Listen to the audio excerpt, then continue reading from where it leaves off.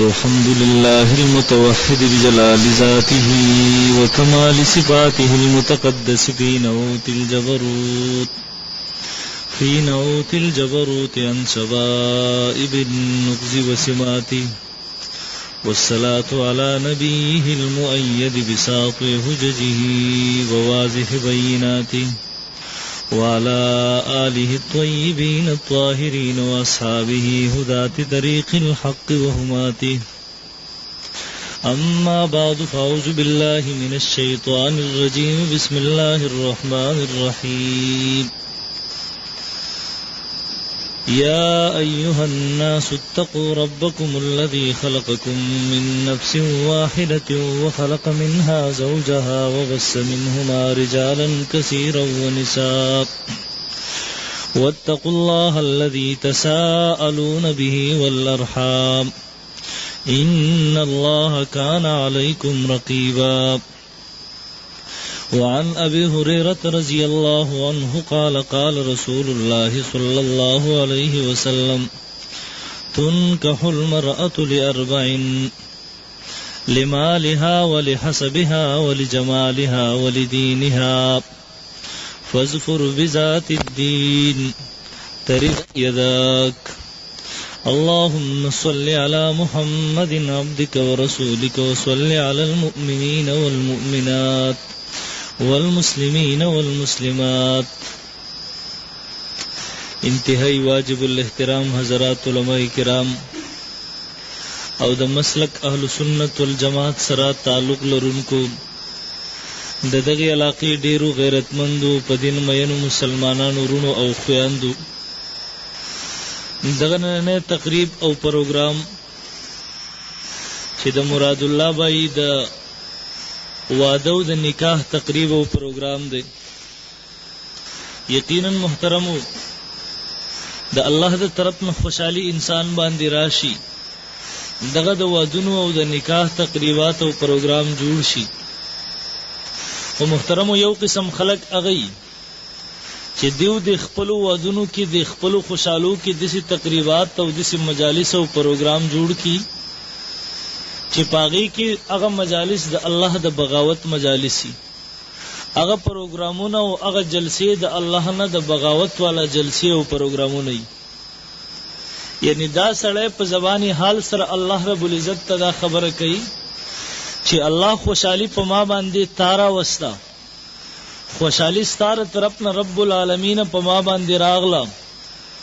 خو رب په خپل خوشحالي کې زستا خوشاله کولو ته تیار نه یم.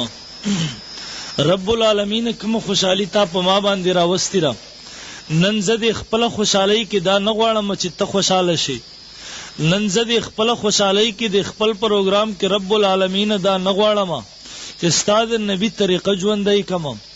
رب العالمین د خپل پروګرام کې د خپل تقریب کې زنن دا نه غواړم چې ستا حکم ژوندی کړم. او محترم اس قسم خلق اغي چاغوی دا قسم تقریبات او پروگرام جوړ کی دی کې محترمو د الله د راضی کولو مجالس جوړ کی، د مجلسونو کې دا قسمه د خپل نکاح پروگرامونو کې دا قسمه مجلس جوړ کی چې هغه کې د الله رب العزت د راضی کولو سامان تیار کی. دا مرګره په زبانی حال سره دا خبره کوي چې الله خوشحالی تارا واستب ما باندې، دا یو موقع تا په لاس باندې راکړه. رب العالمین څنګه چې تاسو خوشاله کلم د خپل تقریب کې د خپل خوشحالي کې نن تاسو خوشاله څنګه چې تا خوشحالي راوستا، رب العالمین د خپل خوشحالي کې نن زتا راضي کوم. رب العالمین د خپل تقریب او د خپل پروګرام او د خپل خوشحالي ستاله پیغمبر په خسته طریقې باندې هغه ژوندۍ کوم. او محترم زب وېما دی علاقې باندې مراد الله صاحب الله تعالی دې ډېر برکت واچي دی واده کی، الله دې پر دې مور او پلار خوشاله کی، الله دې په دې ټول خوشاله کی. زم دې مرګري یو بنیاد کې خودو ان شاء الله ردی نه پس واده یغي کې به دغه قسمه تقریبات او پروګرامونه کیږي ان شاء الله. دا زموږ څه پروګرامونه موږ واده جوړ کو یوې هفته نه مخ کې غټ غټ لوډ سپیکر راوړو ما مرګرو تنن ویلو ما ورته خغړ ډیګونه راوړې چې د پورا علاقې والا ته پته ولګي چې دا مراد الله بای واده دی هغه په کې ګوره دومره یو خسته مجلس او پروګرام جوړ کو علماء راوغختاږي کی هغه کې د الله د دین خبرې وشوي ځکه مونږ یینو مونږ مدرسې کې ناسیو مونږ قران سنت نه ناسیو مونږ یو کتاب د حدیث راغسته مطالعه کوو اغه زینه په تیز باندې د غانو आवाज راځي مونږ شپې 11-12 بجې شي ود شو هغه یو طرف نه د غانو आवाज راځي اول ورځ ما قاری راحت شاه صاحب نه د پوسو کو ما ورته دا رس आवाज راځي هغه ماته دلته رچا واده دی او سورج مخ کې نه د خوشحالي کوي دام څه خوشحالي شو یعنی پتا الله خوشحالي را واست خپل مجلس د الله د بغاوت نه رکه تخپل پروګرام او خپل تقریب د الله په بغاوت او نافرمانی سره خسته کې امدغه وجه محترمو روس تر روانه خوشحالي د الله په لاس کې د یو هفته 2 هفته 2 ورځې 3 ورځې د خټن نغار جوړ کی د هر قسمه مجلسونو د الله د بغاوت ولګي او محترم 3 ورځې پس بیا دیم په جړای مور او پلارم په جړای د خزي کور والا د زنانه کور والا په جړای دغه مور او پلار او د زنانه خپلم په جړای ځکه چین نه نصیب کیږي سکون نه نصیب کیږي خوشحالي او راحت نه نصیب کیږي اوس چې کله په تا باندې خوشحالي رااله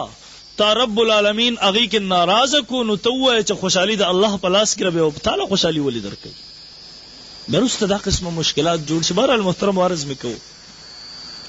نن تقریب دا مبارک مجلس ته مبارک تقریب د زمونږ د علاقه باندې باید چې مونږ د خپل مرګري تقلید وکړو په دې کې د په نقشو قدم باندې لاړ شو خپل پروګرامونه په دې خسته مجالس سره خسته کو الله راضي کو هغه کې ټیک ده کنه ان شاء الله بهرال محترمو نن زمونږ زنانه خویان دي امراغلي دي نن زمونږ د غرون امراغلي دي نن محترمو دا د نکاح او د واده او پروګرام دی محترمو نن زمونږ زنانو کې په دې خبره باندې ځان پوه کی چې د اسلامی شریعت دراتلو نه مخ کی نبی علیہ الصلوۃ والسلام دنیا ته تشریف راوړو نه مخ کی د زنانه معاشري کې یو حیثیتو د دې دومره حیثیتو محترمو چې نن په دومره حیثیت چا نور کو نن زمانه کې چې چا مونږ ساروی لکم حیثیت ورکړل دی یو د فرانس والا نظریه وا د فرانس والا نظریه دا وا چې زنانه کې پوره روح نشته دی کې نیم روح دی د چین والا نظریه دا وا چې زنانه دی کې شیطانی روح دن نشوي او محترمو د یورپ والا نظریه د زنانه په باره کې دا و چې د معاشره د برایي د معاشره د فساد جرل د زنانه د محترمو او یو محترمو د عرب معاشره وا کلک تاسو سوچ وکي لک تاسو غور وکي عرب معاشره کې زنانه تر ژوندۍ اوسېدو حق نه وو عرب معاشره کې نه خور چا پیژاندا نه مور چا پیژاندا نه لور چا پیژاندا د دې رشتو تقدس هغه خلکو پامال کړو زنانه په دغه دور کې محترمو دا د اشتهار یو ذریعہ ګرځیدلی و زنانه په دغه زمانه کې د دکان د اشتهار یو ذریعہ ګرځیدلی و کم چې نن محترمو نن خلک چې کم د جدید دور چغه لګي نن خلک چې کم د ازادۍ د چز ازادي نسوان په نوم باندې هغه چغه لګي نن چې هغه د زنانو د پاره د ازادۍ چغه لګي نن محترمو زه پوره په غور او فکر سره دا خبره کوم دا خلکم د عربو هغه زړه معاشره راولي عربو هغه زمانہ چې زنانه له دې د پزمخ د زمکه باندې ژوندۍ اوسېدو حق نه ورکو یو تاسو وګورئ محترمو د عربو اول دا که پکور کې یو ماشوم وشي دې تر ژوندۍ اوسېدو حق نشته نبی علیہ الصلوۃ والسلام یو مجلس کې ناشته صحابه ناشتي یو کس راغې وای دا الله رسول ماته معافي ملاوي دی شي دا الله رسول ما ډیر یو لوی جرم کړی دی دا الله رسول ما نه یو ډیر لوی ګناه شوی دا ایا ماته معافي ملاوي دی شي نبی علیہ الصلوۃ والسلام ته تپوس کې اے نوجوان ستانه سګنا شوی دا اے نوجوان تاسو غلطی کړی دا دی ورته وای د الله رسول ډیر لوی غلطی می کړی دا ډیر لوی ګناه می کړی دا نبی علیہ الصلوۃ والسلام بیا تپوس کې اے نوجوان تاسو څومره لوی ګناه کړی دا دی وای د الله رسول ډیر زیات لوی ګناه لوی جرم ما کړی دی نبی علیہ الصلوۃ والسلام ته تپوس کې آیا ستا جرم او ګناه د الله د کائناتو نم لوی دی دی ورته وای ها زما جرم او ګناه د الله د کائناتو نه لوی دی نبی علیہ الصلوۃ والسلام ورته بیا وای د دنه تپوس کې اے نوجوانا ستا ګناه د الله د عرش نمليه ده. دی ورته ها د الله رسول ما دومره لوی ګناه کړی دا چې زما په نظر کې دی وخت کې دی اسلام نه دی راوړی. دی